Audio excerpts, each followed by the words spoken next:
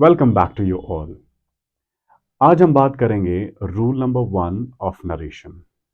If you have not watched my first part of narration, go and must watch it. Today we will be talking about rule number 1 of narration.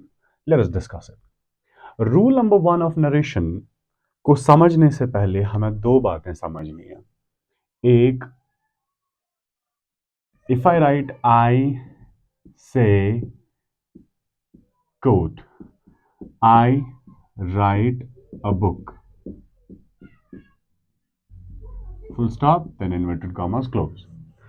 Now, if I'm writing this sentence, we need to understand the structure of the direct speech. The first part of our sentence is known as reporting verb, and the sentence we report is reported speech. The speech we are reporting, or the speech the person is reporting.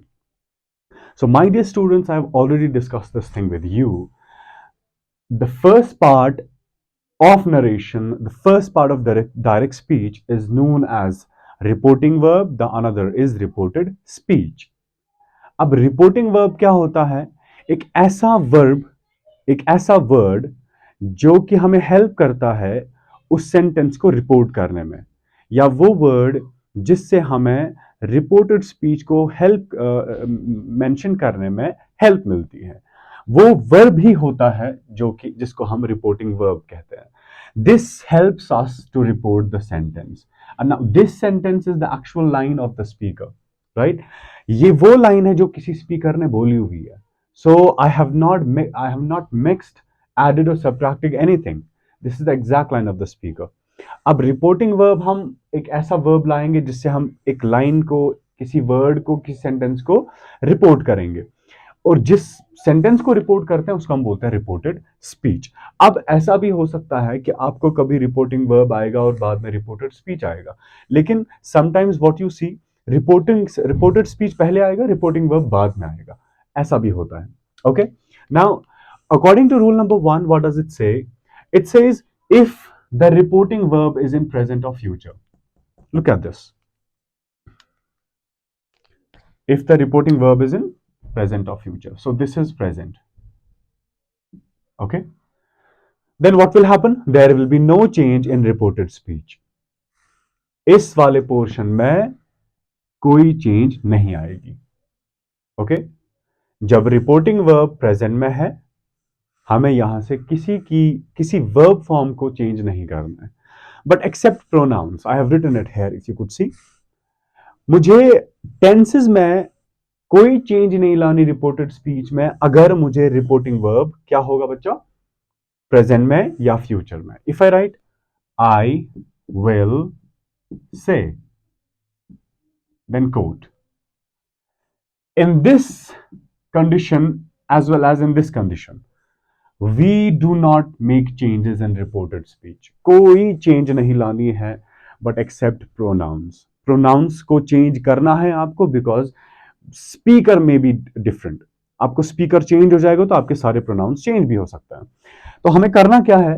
हमें we have to be very careful with the pronouns. मैं आगे जाके एक exercise लाऊंगा pronounce की, जिससे आपको clearly समझ आएगा कि हमें प्रोनाउंस को कैसे चेंज करना है. But यहाँ पे rule number 1 says that if reporting verb is in the present or in the future, there'll be no change in reported speech. And at the end of the day, where do we make changes? We make changes in reported speech, not here. हमें ये वाला change करना है, हमें यहाँ पे changes लानी है. अब आपको रूल कह रहा है कि अगर रिपोर्टिंग वर्ब प्रेजेंट या फ्यूचर में हुआ तो भाई कोई भी चेंज नहीं करनी इधर से, right? You will not bother yourself about कि मुझे V1 से V2 बनाना है या प्रेजेंट कंटिन्यूअस से पास्ट कंटिन्यूअस बनाना है. Nothing at all. This is rule number 1. Rule number 1 clearly mentions it कि अगर आपका रिपोर्टिंग वर्ब प्रेजेंट में आया या फ्यूचर में आया, यहां से कोई भी चेंज नहीं लानी एक्सेप्ट प्रोनाउंस. अब बात चलिए प्रोनाउंस की. अब प्रोनाउंस को डिस्कस करूंगा मैं, लेकिन उससे पहले एक नॉड अगर मिलता आप लोगों से कि आपको ये वाला रूल समझ आया है, तभी मैं आगे चलता. Right? I know that's an abstract thing. Right now I have to go with the topic. Rule number 1 के अकॉर्डिंग कोई चेंज नहीं आएगी रिपोर्टेड स्पीच में, अगर रिपोर्टिंग वर्ब प्रेजेंट में हुआ या फ्यूचर में हुआ. एक्सेप्ट प्रोनाउंस, आपको सिर्फ प्रोनाउंस चेंज करने पड़ेंगे। अब देखिए प्रोनाउंस को हम कैसे चेंज करते हैं।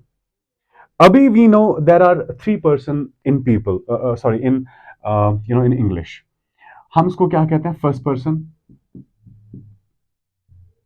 Second person and third person. ये आप लोगों ने बचपन में पढ़ा होगा। थर्ड पर्सन, इसमें क्या आता है? Let me make this. हम क्या लिखते हैं इसमें? First person is I, it can be we. Second person is you, third is he, she, it and they. Okay, ये है थ्री पर्सन, थर्ड पर्सन हमारा इंग्लिश में। अब स्पीकर कौन हो सकता है? स्पीकर फर्स्ट भी हो सकता है, स्पीकर सेकंड भी हो सकता है, स्पीकर थर्ड भी हो सकता है। अब अगर स्पीकर आपका फर्स्ट पर्सन प्रोनाउन है, आई है, आपके प्रोनाउंस कैसे आएंगे बाद में? सेकंड पर्सन यू है, बाकी वाले प्रोनाउंस कैसे आएंगे? Third person he, she, it या दे है, तो बाकी सारे प्रोनाउंस कैसे चेंज हो जाएंगे? Let us have a look on it. My dear students, हम क्या करते हैं? मैं बात कर रहा हूं, फॉर इंस्टेंस आई स्पीक। मैं कहता हूं कि मुझे लाल चौक जाना है, वो कहता है कि उसको लाल चौक जाना है, तुम कहते हो कि तुझे लाल चौक जाना है। अब तीनों का तो डिफरेंट सेंटेंस बन गया। मैं कहता हूं मुझे लाल चौक जाना है, तुम कहते हो कि तुम्हें लाल चौक जाना है, वो कहता है कि उसको लाल चौक जाना है। Now these three sentences have three different structures. Sentence is same except pronouns. We have to change pronouns. All of the other things are same, right? So do not get confused with pronouns. So pronoun will be decided by the subject. Pronouns will be described, mentioned, or decided by the subject we are writing or we are using or the speaker is using. जो भी बंदा बात करेगा उसी के according आपका pronoun change होगा। अब हम चलते हैं रूल नंबर 2 की तरफ। Rule number 2 is actually totally different, but right now I am mixing that rule with rule number 1. क्यों? क्योंकि मैंने आपको बोला कि हमारा जो प्रोनाउन है वो किसके अकॉर्डिंग चेंज होगा? According to the subjects. Rule number 1 मैंने बोला कि अगर रिपोर्टिंग वर्ब प्रेजेंट या फ्यूचर में है तो कोई चेंजेस नहीं लानी है एक्सेप्ट प्रोनाउंस।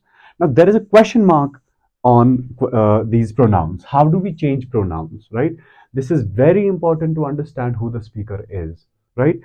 हमारे सामने इंग्लिश के कितने पर्सन होते हैं? First person, second person and third person, right? तो ये जो हमारे पास तीन पर्सन है, हम इनको कैसे डिनोट करते हैं? आई और वी आ गया पहले में, यू है second person, he, she, it and दे, ये यहां हमारे थर्ड पर्सन प्रोनाउन। तो ये जो प्रोनाउंस है ना, आपको कभी फर्स्ट पर्सन प्रोनाउन सब्जेक्ट हो सकता है, कभी सेकंड, कभी third, right? Depending upon the speaker, depending upon how you write और how you get a question in examination. आपको आई भी आ सकता है, आपको यू भी आ सकता है, ही, शी, दे, नाउन भी इनफैक्ट आ सकता है, राइट? तो उन प्रोनाउंस को कैसे चेंज करेंगे? We have to remember rule number 2. What does rule number 2 say? This is about changing pronouns. Rule number 2. What is it about? Changing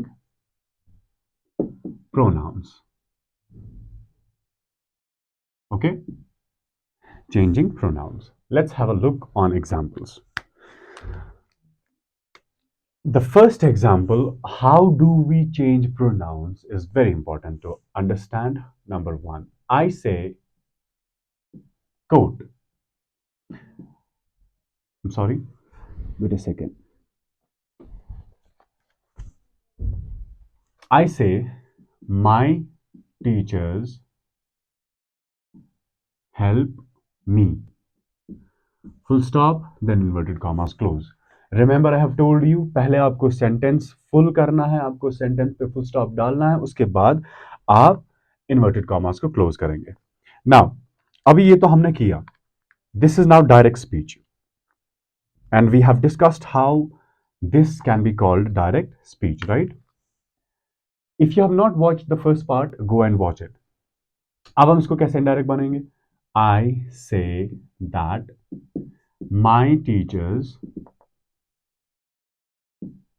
help me. कोई change नहीं आई, राइट? और प्रोनाउंस के बारे में भी अगर हम बात करेंगे तो कोई आपको डिफिकल्ट नहीं लगा प्रोनाउंस को चेंज करना, राइट? क्यों? क्योंकि हमारा जो स्पीकर था दैट वाज आई। आई के कितने प्रोनाउंस बनते हैं? आई, मी, माई, माइन, राइट? ये सारे इसके प्रोनाउंस बनते हैं, राइट? चाहे वो सब्जेक्टिव हो, चाहे वो ऑब्जेक्टिव हो, चाहे वो पोजेसिव हो, right? Will be talking about the cases inshallah soon. So I'll come up with one video about the cases of the pronouns or the subjects, right? तो अभी हम करेंगे आगे। यहाँ पे सब्जेक्ट कौन है? आई। तो ये वाला हमारा प्रोनाउन जो दोनों है, ये दोनों रिप्रेजेंट कर रहे हैं सब्जेक्ट को, आई को, पर्सनल प्रोनाउन आई को। अब हम आते हैं दूसरे एग्जाम्पल पे। It will clarify. If I is replaced as you, say, my teachers help me. मैंने वो लाइन खुद बोली थी, पहली वाली एग्जाम्पल। अब दूसरे में दूसरा बंदा बोल रहा है, सेकंड पर्सन कह रहा है। हम इसको कैसे चेंज करेंगे? Remember, now you have to look at the subject.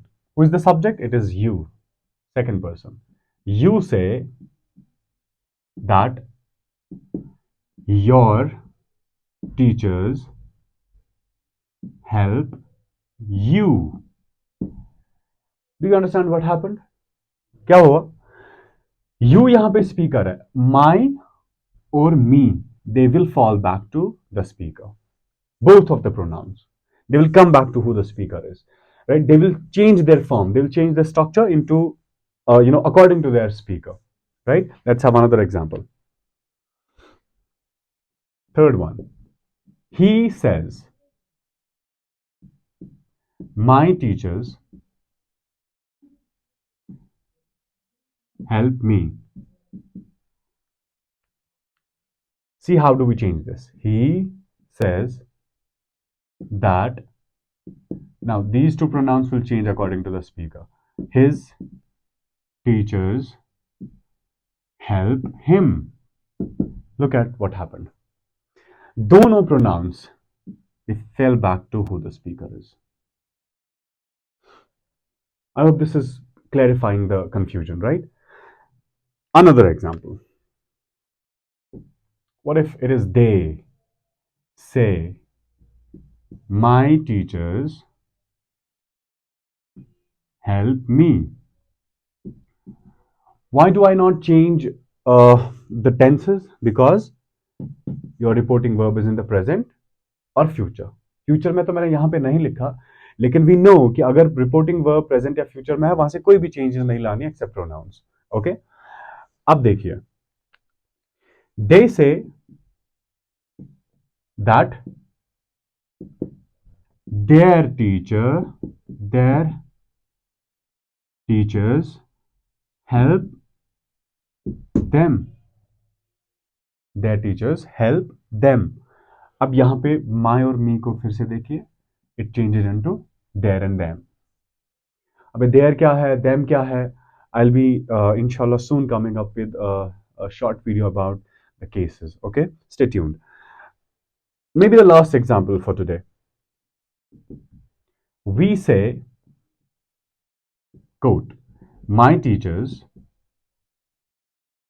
help me. Can you do it now? We say that our teachers help us. Our and us, because we is speaking. They here is subject. Okay. So what is happening in these examples? You are changing the pronouns according to the subjects, right? So pronouns will be decided by the subjects of the sentences. Okay, not by anything else. So we change the pronouns because the person is different. Let's have this example in Urdu. मैंने कहा कि मैं लाल चौक जाता हूं, तुमने कहा कि तुम लाल चौक जाते हो, उसने कहा कि वो लाल चौक जाता है. अब तीनों सेंटेंस का अगर आप मीनिंग देखोगे ना, that same. What only change is pronoun. तो प्रोनाउन की वजह से ये आइडेंटिफाई हम कर पा रहे हैं कि पर्सन कौन है, हु इज स्पीकिंग. और जो बंदा बोल रहा है, सारे प्रोनाउंस वापस आएंगे उसी की तरफ. चाहे वो ऑब्जेक्टिव केस हो, चाहे वो पॉजेसिव केस हो, वो सारे प्रोनाउन उसी की तरफ वापस आएंगे. Right. This is how we change the pronouns. Right. Otherwise हम कैसे पढ़ते हैं रूल नंबर 1, 2 और 3 को, खास तौर पे क्योंकि रूल नंबर 1 तो हमने पढ़ा कि अगर रिपोर्टिंग वर्ब प्रेजेंट या फ्यूचर में, तो कोई चेंजेस नहीं आएंगे रिपोर्टर स्पीच में. अब इसके बाद सेकंड रूल जो था, कंसेक्यूटिव रूल, दैट वाज कि अगर रिपोर्टिंग वर्ब अब पास में होगा तो क्या करेंगे. प्रेजेंट फ्यूचर में तो कोई चेंजेस नहीं लानी है, पास में क्या करना है. So that was our rule number 2. But in order to solve this problem of using pronouns or changing pronouns, I had to bring this at rule number 2. Otherwise rule number 2 हमारा different था. अब rule number 3 की जब हम बात करते हैं, तो हमें ये समझना पड़ता है कि एक वर्ब फॉर्म की के फॉर्म्स डिफरेंट होते हैं. राइट. एक वर्ब फॉर्म का स्ट्रक्चर प्रेजेंट हो सकता है, पास्ट हो सकता है, या फ्यूचर हो सकता है. दो कंडीशन तो पहले ही खत्म हो गई. प्रेजेंट और फ्यूचर तो पहले ही खत्म हो गया, क्योंकि रूल नंबर 1 के अकॉर्डिंग. रूल नंबर 3 के अकॉर्डिंग हमारा जो सबसे इंपॉर्टेंट एलिमेंट है, जिस पर आप कह सकते हो कि सारी बुनियाद है, जो सारी फाउंडेशन है इस नरेशन की, that is reporting verb if it is in past. Right. So I hope this portion is clear. Rule number 2 is clear to all, and rule number 1 as well. I think I would be finishing today's video by giving you an example of rule number 1. Again, let me give you an example. I will say, I am happy. I will say, I am happy. Can you change this into indirect speech? Come on. What is the tense in reporting verb? It is future. Do we have to make any change here? No, not at all. Okay. Now, what will be the sentence? Let's change this into indirect speech. I will say that I am happy. You might also be happy because this was so easy to understand. And it was all because put your efforts to understand this easy concept of narration. I hope this is clear and understandable to all. Thank you so much.